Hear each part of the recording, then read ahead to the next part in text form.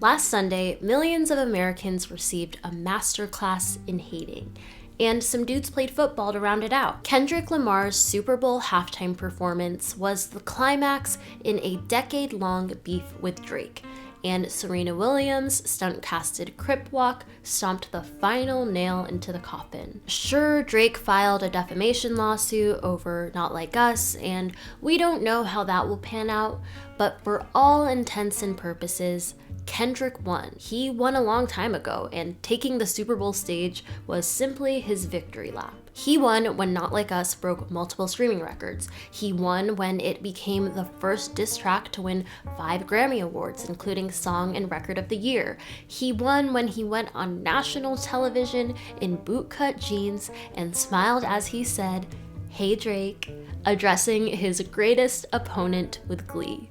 I could spend this video discussing the political potence of Kendrick's performance, discussing how he sent a red, white, and blue middle finger to MAGA. I could do that, but I won't. Because my biggest takeaway was simply, being a hater can get you really far in life. At what point does Kendrick Lamar send Drake a thank you note? Maybe a little fruit basket. I don't care what anybody says, Kendrick Lamar is the level of petty I need to be at. One hater supporting another hater. This is beautiful to me. I've learned a lot of things from Kendrick Lamar, but I think the biggest lesson is, you think you're petty? You're not even close, fam. 2 lifelong haters. 2 people who have never forgiven anyone in their lives. Pure hatred deep down for Aubrey Graham brought him 5 Grammy Award wins and a Super Bowl performance. Never in my life have I had a beef that fruitful. I'm not gonna give you a breakdown on the origin of Drake and Kendrick's beef because you should know that by now, and a lot of people have explained it way more eloquently than I ever could. Today, I wanna look at Kendrick's genre-defining diss track with broader strokes, namely the fact that it has rebranded The Hater.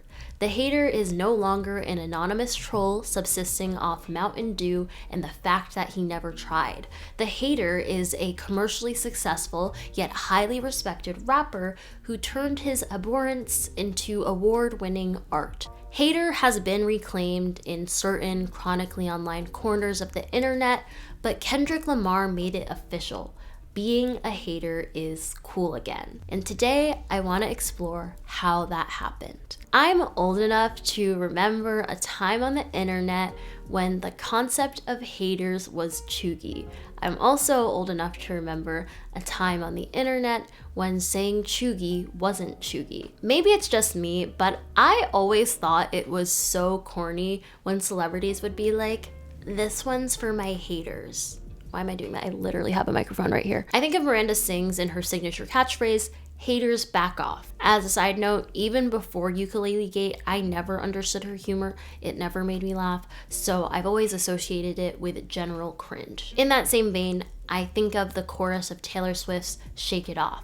She sings, "Haters gonna hate, hate, hate, hate, hate. I'm just gonna shake, shake, shake, shake, shake. Shake it up, shake it up." Okay, you got it. I hated that song as soon as it came out, not because I hated Taylor Swift, but because it's one of her most lyrically lazy tracks, and for some reason, it was the lead single off 1989. Like, you know the track needs work when Kids Bop can cover it bar for bar. And don't even get me started on how New Romantics was just sitting there. I am not a Swiftie, but I do have taste. And speaking of taste, I want to put y'all on to something that I have really been enjoying lately, June's Journey, which is also the sponsor of today's video. June's Journey is a murder mystery mobile game, and I can't get enough of it. I've decided that 2025 is the year of having games on my phone because I am the iPad baby in my own life. You play as protagonist June Parker as she tries to solve her sister's murder and uncover juicy family secrets along the way.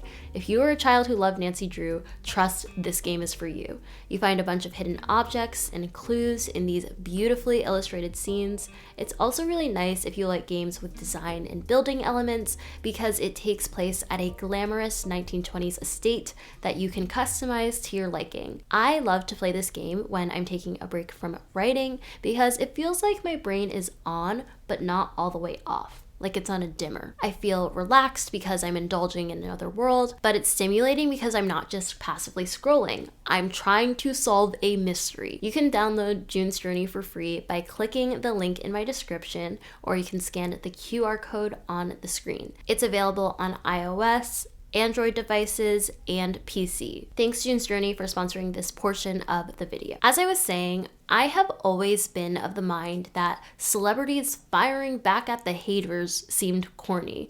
I think the term firing back at the haters itself is corny. You never really see those words strung together outside of tabloid headlines because the whole point of it is to make drama out of nothing. It's vague and scandalizing enough that it entices you to click. Most of the time when celebrities are talking about haters, the haters in question are an amorphous they. They don't want to see me win. They don't know what's coming. I promise the non-binary community does not care about y'all that much. It got to the point where the concept of haters became less of a threat and more of a scapegoat. If you didn't like something or had any valid critique, you might as well just shut up because you'd quickly be reduced to a hater. Right now, being called a hater means nothing. In fact, it's cool. But there was a point in recent memory where nobody wanted to be a hater. It meant you were bitter, one of those people who sat on the sidelines critiquing because you couldn't do it yourself or you simply hadn't kept up with the times. In the mid-2010s, being called a hater was like the 2020 versions of okay boomer. This kind of disdain for haters, especially haters of popular music, was born out of poptimism. And if you've never heard of that word, don't worry, I learned it yesterday too. It's a portmanteau of pop and optimism, and it kind of changed how people, especially critics, talked about music. It gained traction in 2004 with Khalifa Senna's essay, The Rap Against Rockism. This was the blueprint for poptimist doctrine. Senna critiques the music criticism ideology known as rockism, which favors traditional rock over pop music and other genres like disco and rap. Rockism prioritizes authenticity, live performances, and self-written songs while dismissing producer-driven, highly commercialized music as inferior. Senna highlights how this mindset often leads to biases against pop stars, particularly those from marginalized groups, and reinforces outdated ideas of musical credibility. He writes, "Rockism isn't unrelated to older, more familiar prejudices. That's part of why it's so powerful and so worth arguing about. The pop star, the disco diva, the lip syncer, the awesomely bad hitmaker.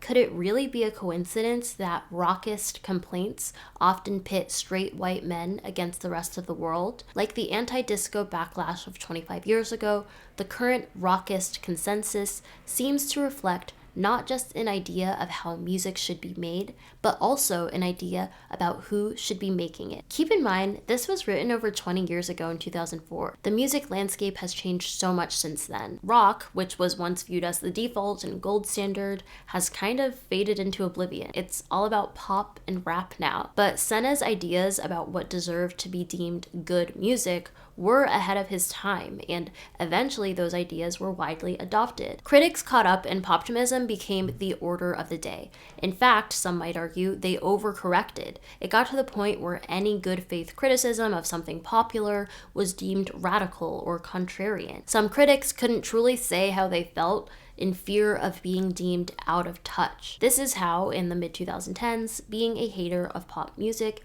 meant wearing a badge of infamy. And poptimist rhetoric continued to spread beyond music criticism. In a 2019 Vox piece, Constance Grady argues that poptimism expanded beyond the realm of music criticism to influence how people engage with pop culture as a whole. Songs that may have once been considered guilty pleasures became Grammy Award winners. Art didn't have to be obscure for it to be good, and the people that made it didn't have to be tortured to be artists. It ushered in a new era where a movie that broke box office records could also be nominated for Best Picture. Black Panther broke the seal, and Barbie and Wicked have followed suit. The piece acknowledges that poptimism, along with the simple idea of not mocking people for liking popular things, has been a positive cultural shift. People should be free to enjoy their entertainment without being ridiculed. Dismissing entire genres as lacking artistic value just because they're widely popular is unfair. These ideas have served as valuable correctives to an outdated, exclusionary sense of cool that we should be happy to leave behind. But these corrections, Grady contends, may have flown a little too close to the sun. She writes, "People have started to use weird, cockeyed interpretations of poptimism to argue that since we no longer trash popular art as a default and go out of our way to make the people who like it feel bad, we can't make any criticism of pop culture whatsoever, even thoughtful criticism that comes from a knowledge of the genre." This is what led to the let people enjoy things era, where any criticism could be immediately undermined because the critic was not a critic, just a hater. Remember in 2019 when Marvel fans lost their minds when Martin Scorsese said Marvel movies aren't cinema?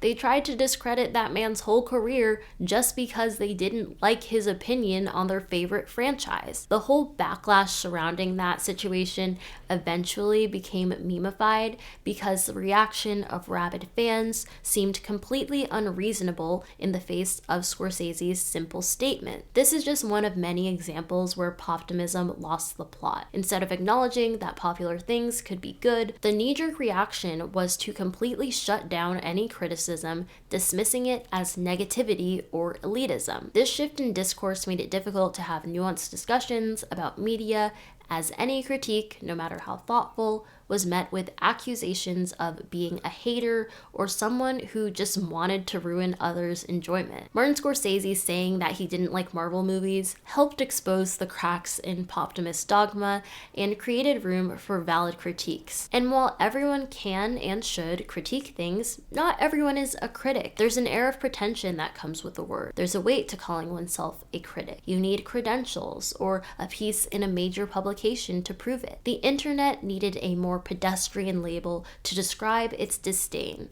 so it adopted hater. Hater is an extreme word, but the internet is nothing if not hyperbolic. Most of the times when someone is a self-proclaimed hater, it's not that deep. They're usually just expressing an opinion, but calling themselves a hater is a punchier way to get to the point, especially when it's limited to 140 characters or a 16 by 9 inch screen. I hope this goes without saying, but when I'm talking about haters in this sense, I'm referring to someone who openly criticizes specific pieces of media, trends, or celebrities, not someone who spreads hate speech or targets marginalized groups. That kind of hater is a bigot, typically found in right-wing spaces. And this ties into what I want to talk about next, which is the fact that hater is being newly adopted amongst Gen Z left-leaning internet users. Ever since 2016, the right has had a monopoly on hate, while the left has taken the side of cuddly inclusivity and nuance. But ever since the 2024 presidential election, the left has found that that doesn't really work anymore, especially on the internet. The more extreme, the more polarizing, the more hateful your rhetoric, the more people will engage with it, whether they agree or not. I think this is something that the left, and specifically the Democratic Party, has had to contend with. Hemming, hawing, qualifying statements, and pandering to moderates loses elections. Unabashed hate wins. I think there's so much frustration amongst younger Democrats because the party leaders don't seem to get this. So a few people have started to take matters into their own hands. And I think one of the best examples is Suzanne Lambert, a TikTok creator who has built a following by branding herself as a mean Democrat. Suzanne uses her impeccable snark to mock right-wingers and their baseless bigotry. She's bitchy, judgmental, and unapologetic. Her goal is to be like a liberal Regina George. And when you say Regina George liberal, what do you mean? Or Democrat? So, yeah, I love Mean Girls, of course. And Regina George, she has a lot of flaws. She's not a perfect character. Right. We're all flawed, right? But one thing that Regina is really good at, she's good at organizing. She's good at garnering attention. She hits back. She sticks up for herself. And that's something that we haven't seen. I have to say, her take is refreshing. At a certain point, decorum stands in the way of getting stuff done. The right has proved that. Suzanne's content sends an important message. The medium matters, not just the medium of TikTok videos, but the medium of being a merciless mean girl, an unabashed hater. Now people are commenting on my Republican makeup videos being like, it's giving hater.